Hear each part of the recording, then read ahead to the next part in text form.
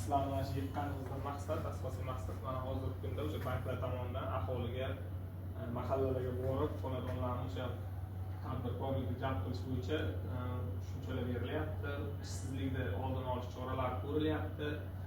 Shu qatorda biz ham Navoiy shahriga biriktirilganmiz, Asaka bank.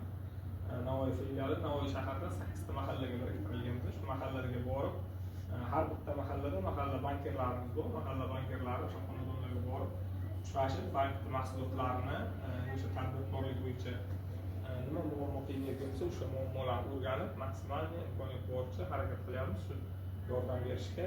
Tadbirkorlikda mana shu bankimizdan bironta kredit olmoqchi bo'layotgan bo'lsanglar yoki nimadir umuman bank bo'yicha ham yo bankdan tashqari sizlarni biror masala qiynayotgan bo'lsa, bemalol murojaat qilsanglar bo'ladi. Mana shu 4-etajda rahbarimiz bor, undan tashqari o'zim 3-etajda o'tiraman. Agar bironta murojaat qilsanglar, o'sha muammolaringni yechib beramiz masalasini. Hozir kredit bo'yicha mana agar tadbirkorlik subyekti bo'lsa, korxona bo'ladigan bo'lsa 100 million so'mgacha garantiyamiz bor, 2 yil imtiyozli davr bilan. Agar imkoniyatlaringiz bo'lsa, qilish istaklaringiz bo'lsa, harakat qilsanglar yordam beramiz. Nima maqsadda katta olmoqchisiz? O'zimiz bandlikka kompyuter savodxonligi. IT bo'yicha, IT bo'yicha. bo'yicha. Murojaat qildingizmi? Ha, murojaat qilib ko'rilgan. Hal bo'lyaptimi?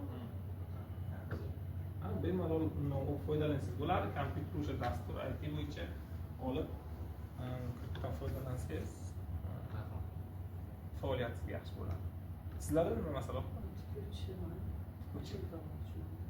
Qaysi mahalla? Istiqlol. Hal bo'lyaptimi?